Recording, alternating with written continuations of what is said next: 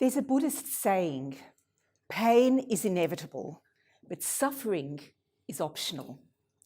And I guess we all know what that means. There is pain in life. There's no way to avoid that. There's grief, there's sorrow, there's illness, there's sadness. It goes on. There's no way that you're going to get out of this life alive, let's face it. So it's not about what happens in your life. It's about how you respond to that. It's what you do with the things that happen in your life that make who you are and that make your happiness or not, or your suffering. Can I get a show of hands of who here has ever felt anxious? Okay, there's only one reason for that. You're human. Anxiety is a human condition. We've evolved to have this. We've evolved out of the jungle to have what is called a negativity bias. So we focus on the bad things because that's what allows us to survive.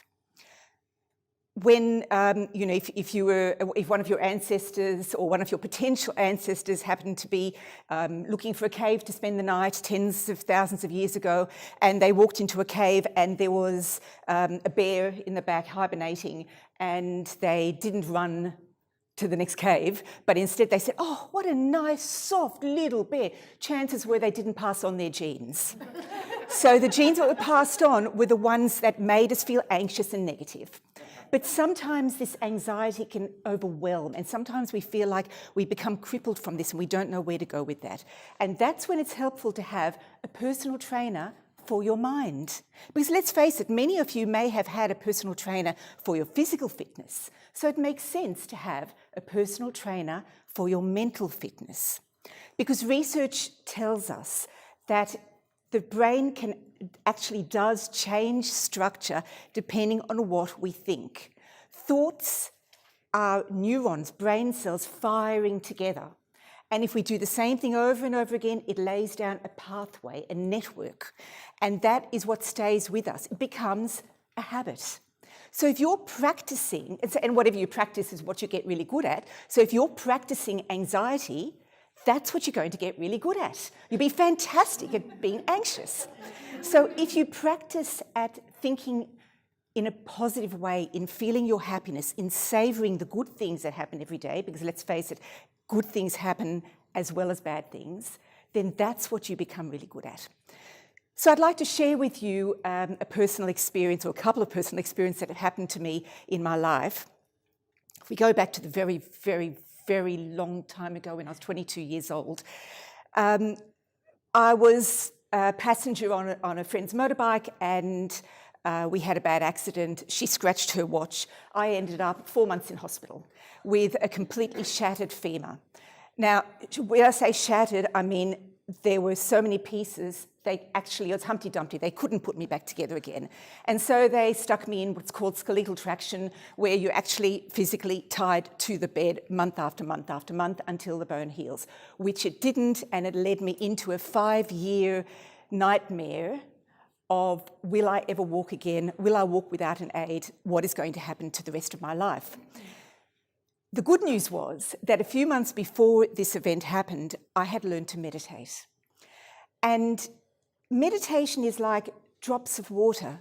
You don't actually know that anything is happening initially, but drops of water is how mountains become canyons. Drops of water are powerful if they're repeated over time. And this meditation practice that I had been repeating day after day, week after week, month after month, started to change my brain so that I was able to move from a negative mindset into a positive one. When we're negative, we have blinkers on. You see the problem. This is the problem. That's all there is. When you have a positive mindset, the blinkers go back and you see all the possible solutions. And that's exciting.